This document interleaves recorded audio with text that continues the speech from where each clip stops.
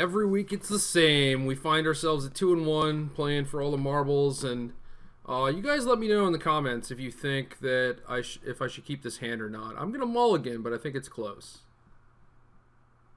And this hand's good. This is an upgrade. I think. I don't know. The other hand was more powerful, so this hand's pretty. 6-card hand. Monastery. We get to play against some tokens. At least we're not playing another mirror match, because those were getting kind of boring, right?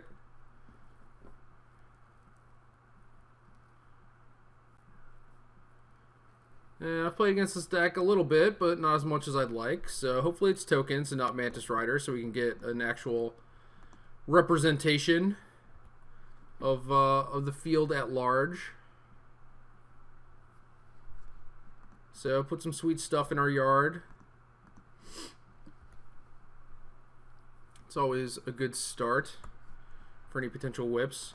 Kind of unfortunate, actually, that he didn't play Ascendancy, because I just want to whack that thing. Just get it. I'm just going to run the Urborg out there for any future Windswept Heaths. And now it disincentivizes him to attack because he can't just attack into my Courser and strike it because I can double block something. So that's good. So if he attacks, I might double block something. If he has like a couple Raise the Alarms or like a couple strikes or whatever, it could end up poorly. But I think with me having another Courser in hand is probably fine. He could also just like stoke my Courser, but I don't know. I think I would rather just like make him take the time to actually do this stuff. Kind of make him skip his turn to kill my Courser. And the Wayfinder's whatever. You know, like I could double block with that. Or I could chump block with that, I mean. But I think I need to force some action here.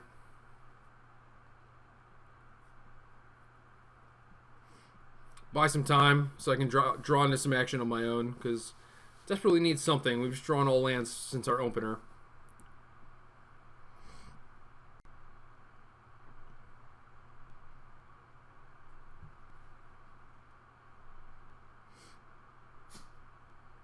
So it looks like a couple strikes or a strike and a raise. And does not seem like he has Ascendancy, because I think you would just play Ascendancy and then try and set up this big turn next turn. So the Sage might just be pretty dead for now. I go to 11. Oh no, he striked the Courser. Interesting.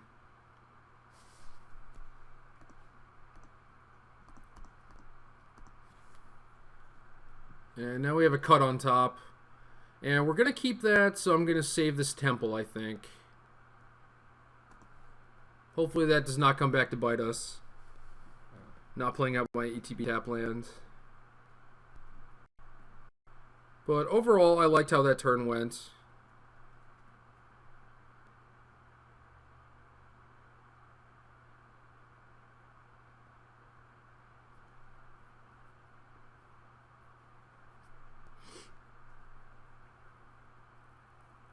If he makes the same attack, if he just attacks with everyone, I think I have to block a Seeker again.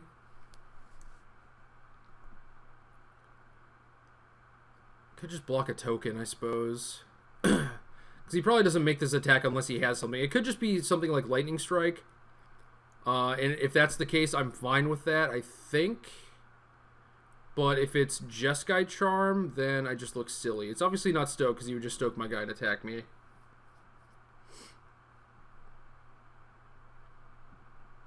At this point, I kind of think it's Lightning Strike. I guess it could just be a Raise the Alarm, but I think it is a Lightning Strike. And then at least this way I get to kill a token at the cost of some damage, and he just didn't play anything, so I don't know. Maybe I'm just big stupids.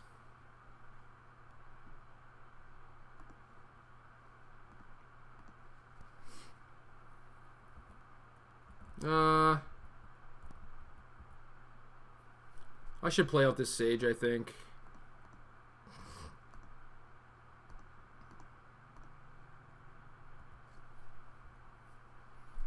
Would I like to kill my Courser? Not really.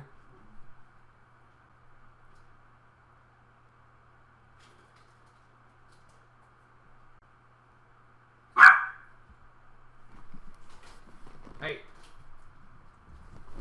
Come here.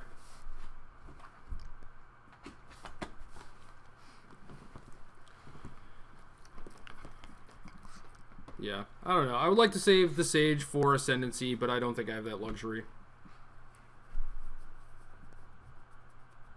Now I have double block options plus Murderous Cut, so I don't think he has a great attack here. Yeah, he does not attack at all. So do I want another Courser? Kind of.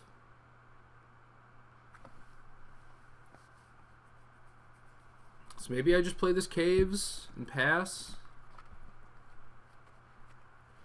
Then next turn I can play Courser, check the top card. If it's a land, just run it out there. And then if I have a land on top, I can Wayfinder away the land.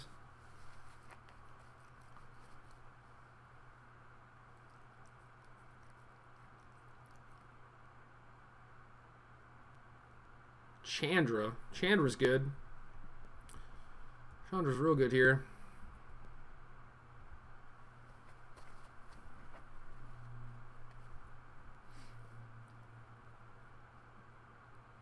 So main deck Chandra plus Raise the Alarm. Pretty solidly Yuya's token deck.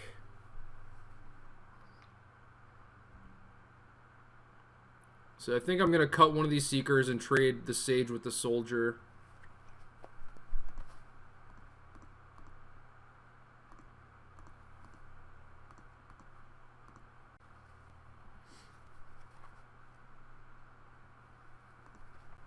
Then I don't have to deal with too much.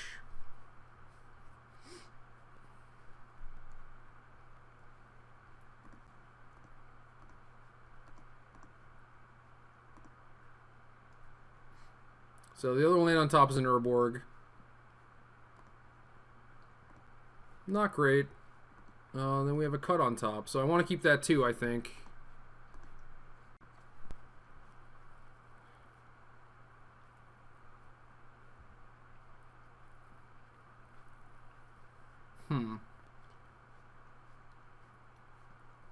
So do I attack Chandra, let him Chandra my Courser and attack me, or do I keep it back and just let him zero? I think it's just better to attack.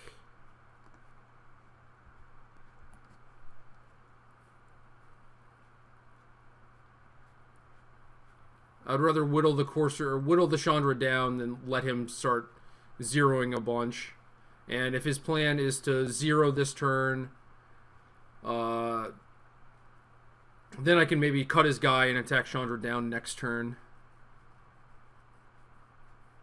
But I think the game is better for me if he pluses Chandra and just attacks for 2 or 3.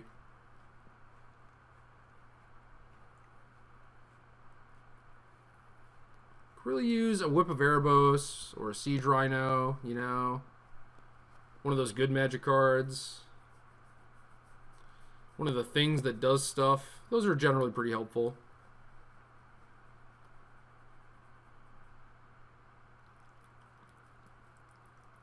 Okay, so you're just moving in here maybe.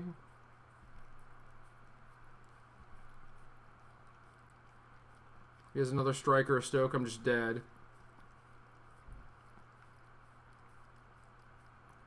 Or he's just cruising. That's fine.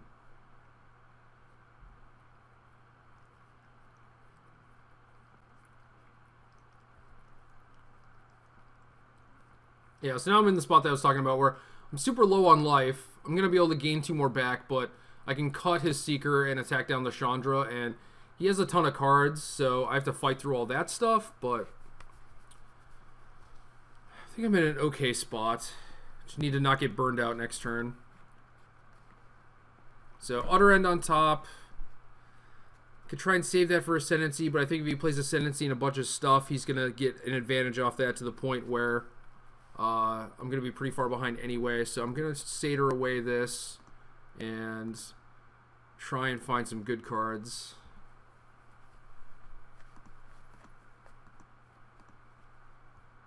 Oh, there's an Eidolon.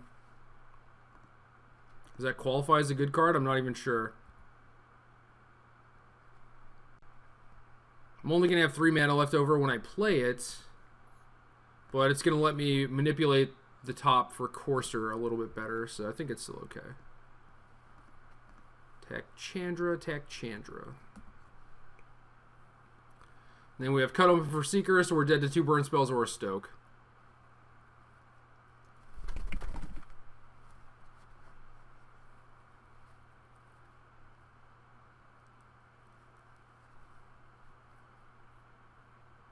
Yeah, maybe that turn he attacked, he was just trying to build up to Treasure Cruise.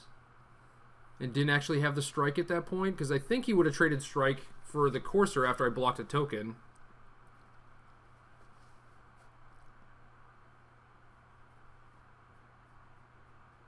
So, interesting stuff happening.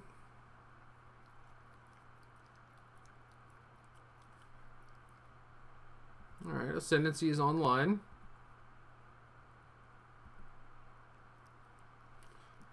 Which is good, I guess, because it means I'm just not dead. So, there's that.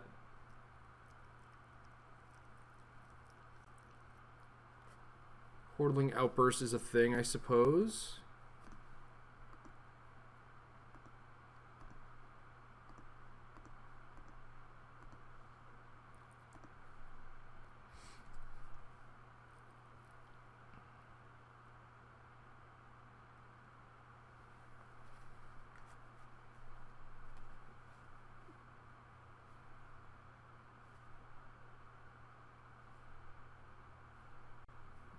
The Elusive Treasure Cruise very clearly has at least another cruise, if not 2 more. So that might have been his 2-card hand for a while. Alright, so there's Eidolon. Get to play out this Windswept Heath. Ooh, we get to Sage's Thing. Second Reclamation Sage, coming in handy.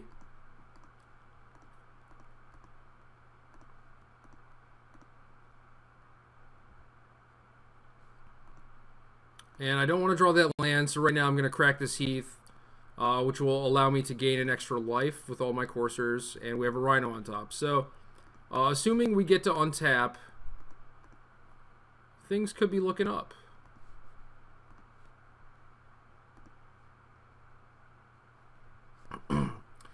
Now the question is, how many things do I attack him with? Because he's at 35. So getting in random damage doesn't seem that important, because if I beat him, it's probably because I'm at 20 and have a bunch of stuff going on. You know, like I'm doom waking him every turn or have a whip or whatever. So it might not be worth it to attack at all. But I think 1 is safe because I can go... Well, I don't really want to block with Eidolon, I guess, because I could lose it to Jeskai Charm. But I guess if that's the case, if he's using Charm to kill my Eidolon instead of deal 4 to me, that's probably good. So yeah, I think an attack for 2 here is pretty safe, because I can put Courser, Eidolon, Satyr on his 3 tokens.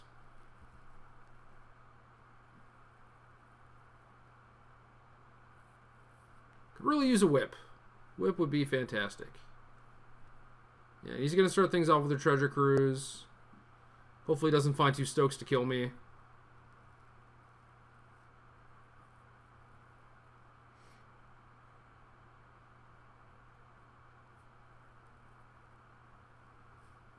And hopefully I can find a Doomwake Giant or a Whip here in the next couple turns and actually put this game away. Because otherwise, like, I'm going to have a reasonable life total after this Rhino, but I really need something else.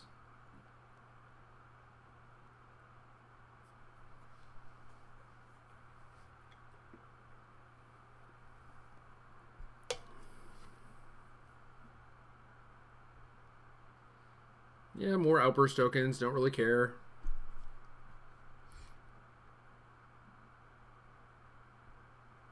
Could be setting up a big turn with another Ascendancy next turn.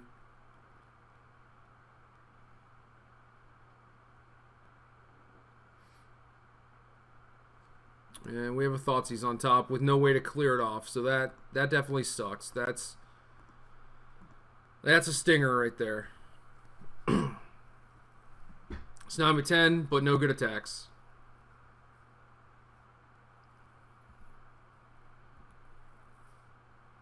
I really need an enchantment.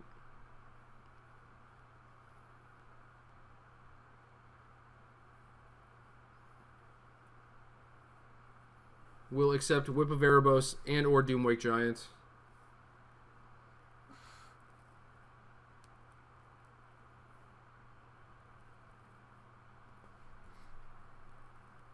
Do your worst.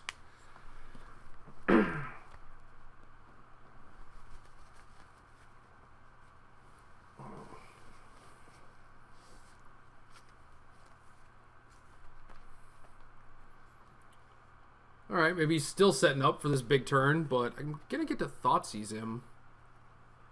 So it's kind of dangerous. Got another Windswept Heath. That's good. Definitely don't want that Temple, so I will be cracking this. Although it might be nice to not have to show him what I'm going to draw.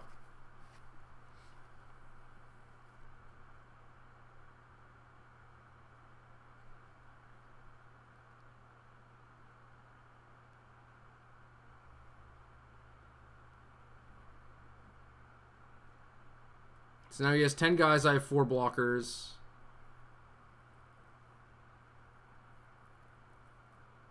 Or 6 blockers. 4 of his guys are getting through. And he's just stoking me.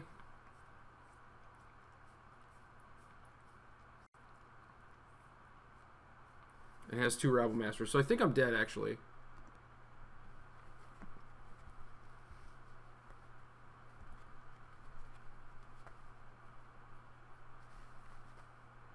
No, I'm not dead.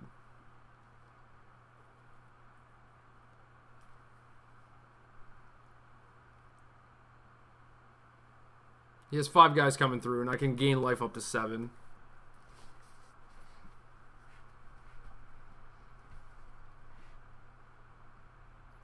Doomwake at any time would be great. Whenever you want to show up, buddy. He's not even going to run the Rabble Master out there, so that makes me think that he's not going to attack.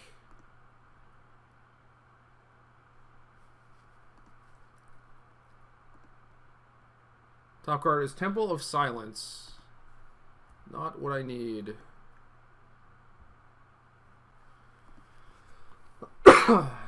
Force on top into Caryatid. Come on, deck. Haven't drawn a realish card really all game, and I'm still hanging on somehow. Pretty funny. He's cruised twice and looted.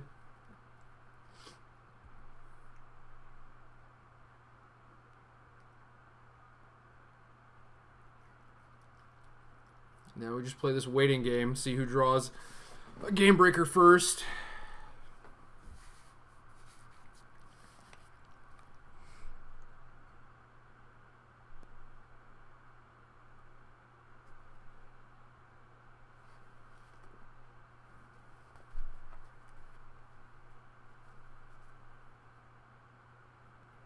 It's possible I could be attacking here with Rhino. And just hoping he doesn't draw something, because if he draws something, I'm probably dead anyway. But if he doesn't draw something, then I can't really attack, or he can't attack, because he just loses too much stuff, I think. To move. Rabble Master attack. And so this Rhino on C.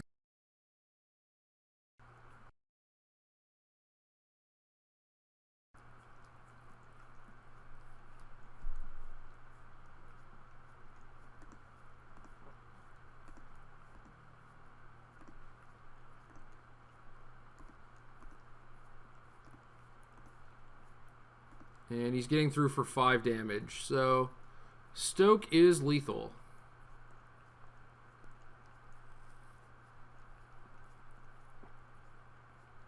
And he conveniently has enough for exactly Stoke. And he's tapping mana, so that's not good. Charm is also lethal. Yep, and he has a Just Guy Charm. Okay. GG.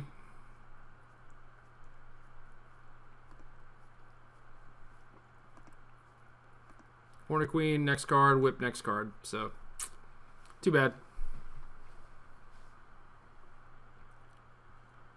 Sideboarding. I like some Bio Blights. I like some Drown in Sorrows. I like the other Sage. Spot removal is pretty bad here. And I don't really like the Hornet Queens here either.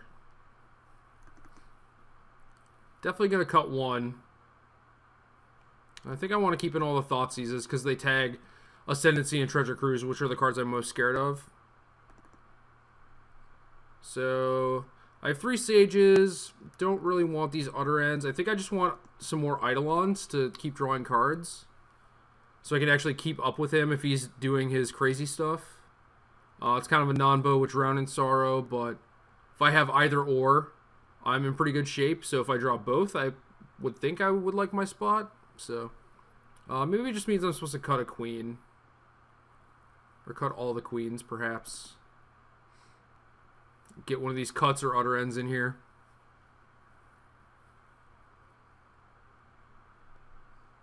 Yeah, I'll play a cut. No, maybe it should probably be a downfall to kill Chandra.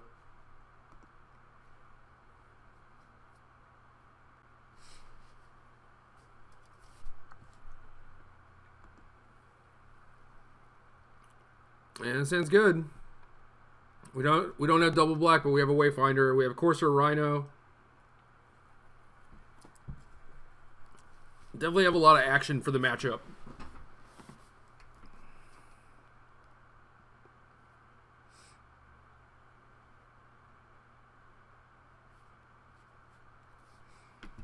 So we'll see what happens, yeah. Opponent's tanking on the mulligan. Always a good sign. We are good to go. He kept 7.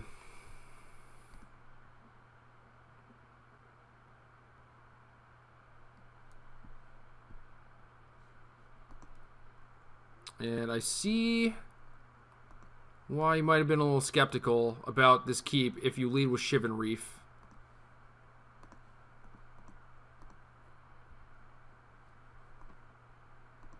Alright.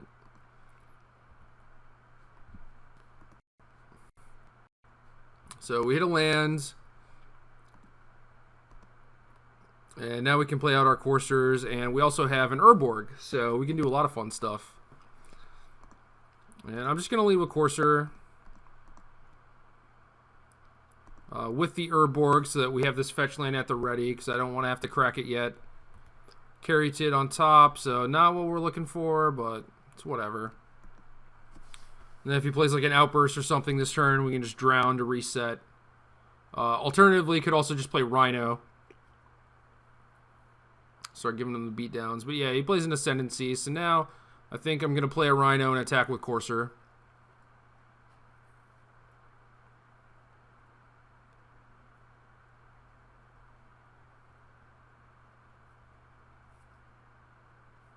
Or I guess I'll just double block. Very strange. Any gut shots?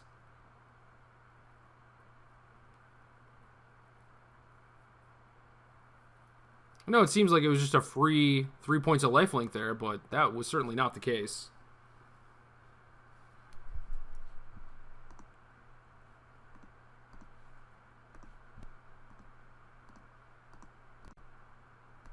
A bit hasty on the old attack trigger. So now we're at 23, they're at 16, basically no board, and we have 2 really good removal spells, so I like my spot.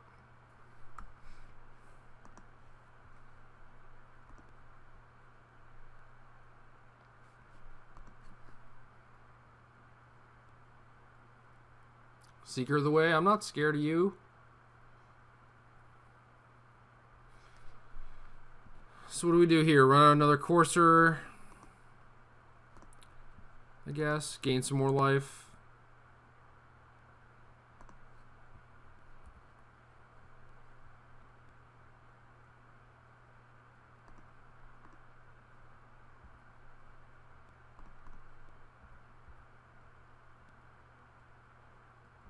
Could certainly see a world where we just Bioblight that Seeker now, but I'm now realizing that he could have end hostilities, and that could be bad. But tap land, okay. I'm going to try and not walk any more into end hostilities, because that was just silly. Probably should not have played that second courser.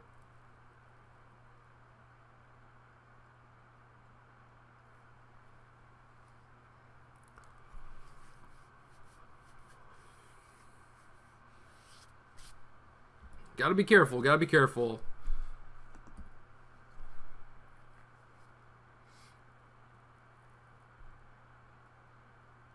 Now I could try and Bioblight this Seeker on the end step to force some action. And I think it'll just be a Stoke on my Courser. But if that's the case, I'm super fine with that. And he just F6'd apparently, so. Okie doke.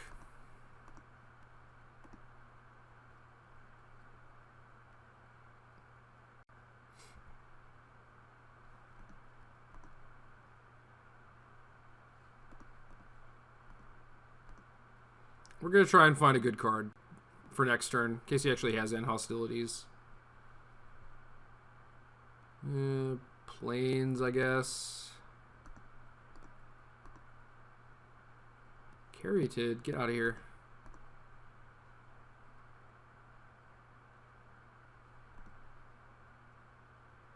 Thoughtseize is fine. He's got 4 cards.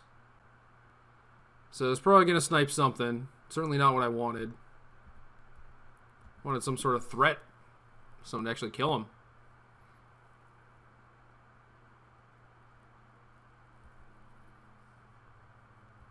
So I guess raise the alarm into raise the alarm could create some shenanigans.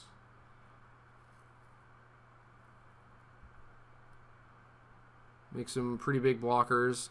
Looted away a Battlefield Forge after the 5th land ETB taps, so I'm not too worried about an end hostilities, I guess.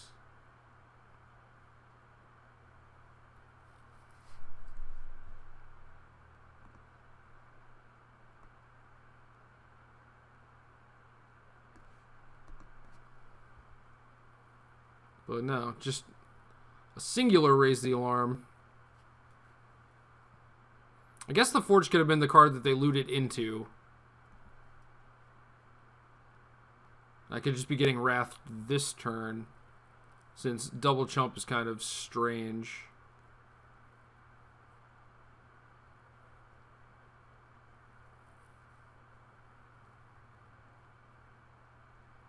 There's a Rabble Master. Certainly not scared of that.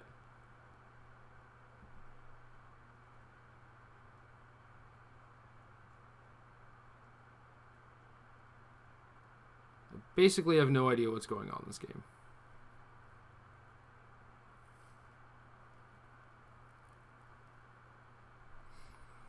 Alright. Courser dies a fiery death.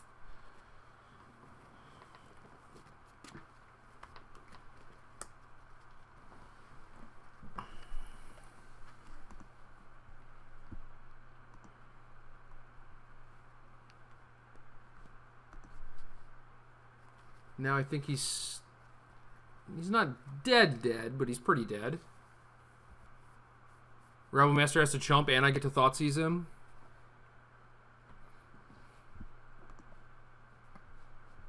Another Courser on top, which I suppose is okay.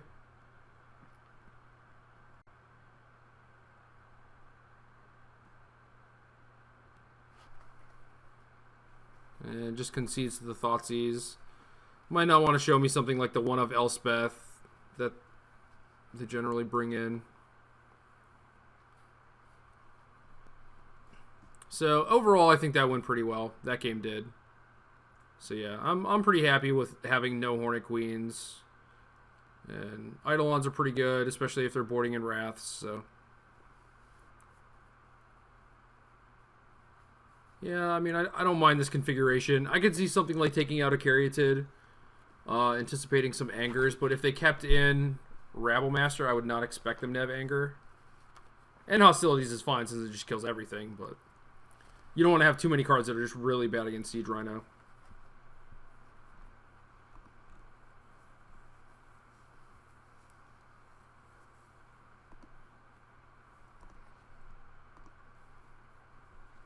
Alright, game 3 for all the marbles. Let's get some Doom Wakes up in here. Or not Doom Wakes, just one. I'll take one. This hand's okay.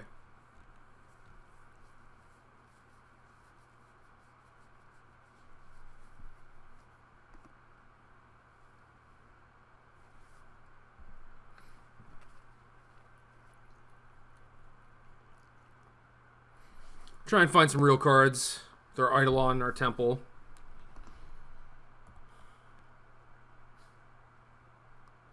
Courser, is that a real card? And it's real-ish. Depends on how far behind I am at the time, but if I go turn 3 Eidolon and I don't die on turn 4, then Courser is certainly a reasonable follow-up.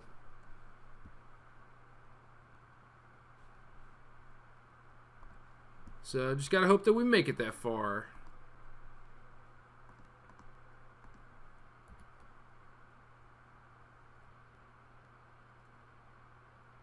Our opponent's draw does not seem to be the quickest. I'd be happiest if they played out an Ascendancy, but I don't think that's the plan. Rabblemaster is kind of scary, and there it is. So we'll see what happens here.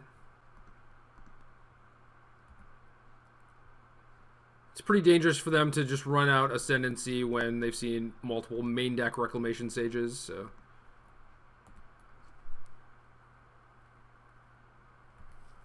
More air, more Wayfinders.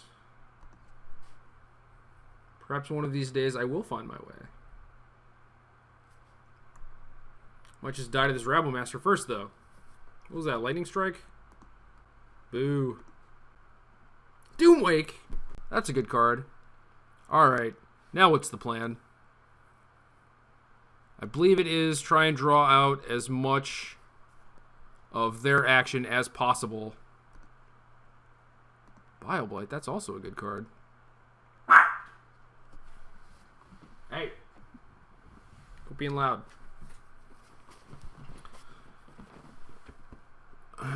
So do I want to crack and play a Wayfinder, or do I want to draw this Bile-Blight? I feel like I will most likely be Doomwaking next turn, so I think I just want to play out the Wayfinder and have another blocker. And I don't really care about that Thoughtseize. It'd be kind of nice. But need to get this 1/1 out there. Alright, so get a Sage in the bin, so any future whips can protect us against Ascendancy, and now we have a Rhino on top, so that's good. Beautiful. Now if he has a Stoke to kill my Courser, I can still chump the Rabblemaster with Wayfinder, untap Doomwake Giant, have 2 pretty reasonable sized blockers. And I will snap trade this Courser for Rabblemaster if you let me. But you're not attacking with it. So, okay. If I have to trade Courser with Lightning Strike, that's also probably fine. So, do I want to block this Wayfinder on a Goblin when I'm probably Doomwaking next turn? That's a good question. Alternatively, I could play Rhino and another Wayfinder, which might be better. He's just not doing anything. And I have another Rhino on top. Okay. Interesting. So I don't really want to shuffle.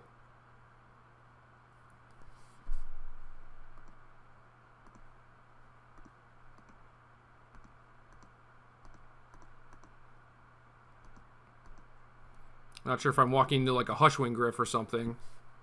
But yeah, it doesn't look like it.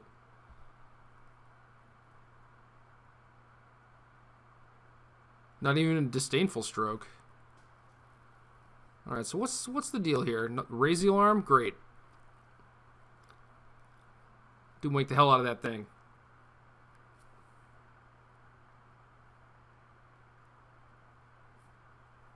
Six mana? Are we going for Elspeth minus? Or are we going for 6 mana Treasure Cruise? Could be Ascendancy plus some other stuff with a pretty big turn, I suppose.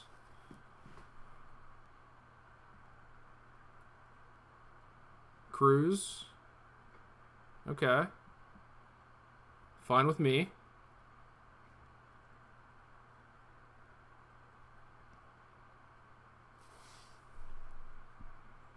Still not really at a point where I have to Doomwake.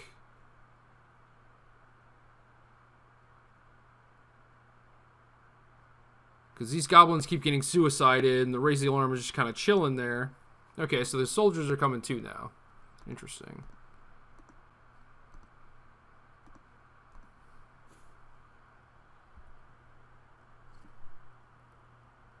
So he traded the Raise the Alarm for 1 damage as opposed to just letting his goblins die and keeping soldiers.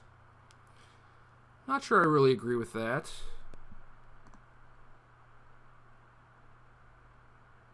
So get a land off the top, and now we have a Caryatid. Gonna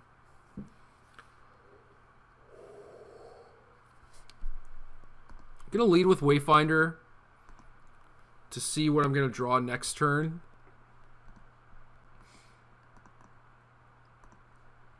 And I'm drawing another Urborg. Ugh.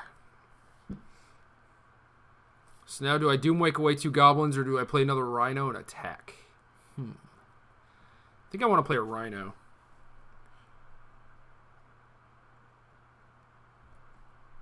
Yeah, let's do that.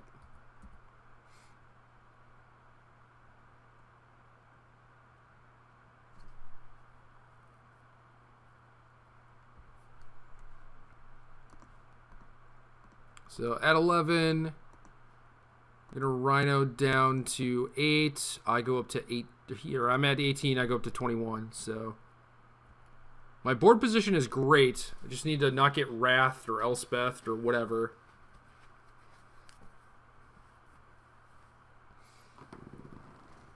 This game feels winnable, but it's like this deck is so scary because I could just do so many different things. Like you can just play Ascendancy and like 4 Stokes.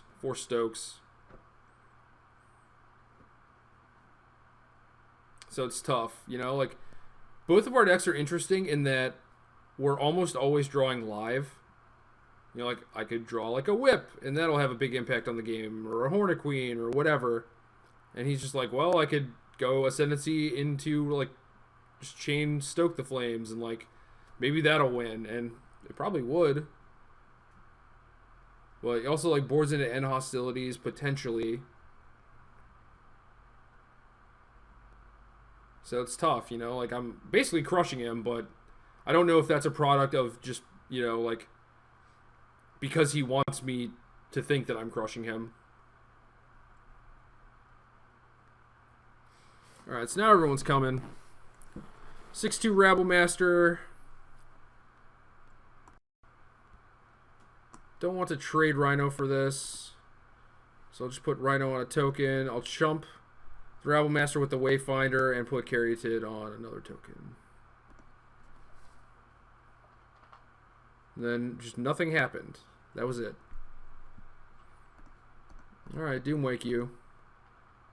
I could have Disdainful Stroke.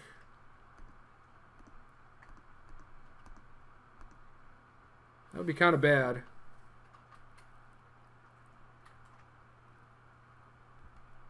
Well, trigger's happening.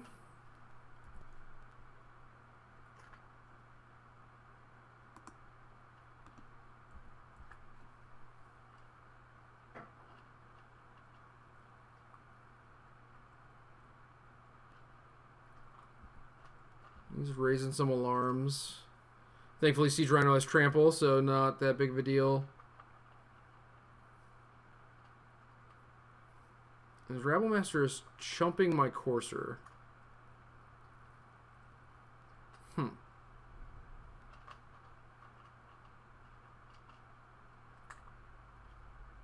He's double blocking my Rhino.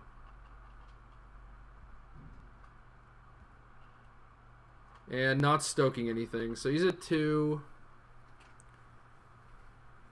And now am I going to get Wrathed?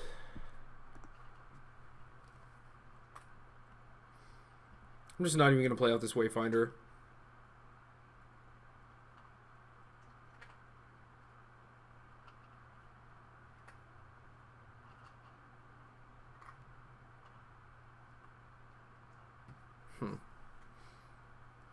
Always living in fear because I never draw a Whip.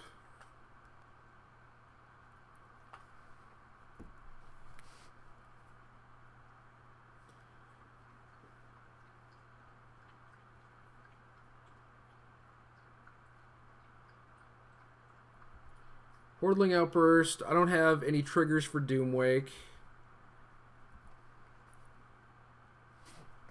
So I could certainly just crack this fetch and try and find one. Might be the best plan. And again, he just keeps doing nothing. I don't understand. And we have a whip. Alright, game over. Game over.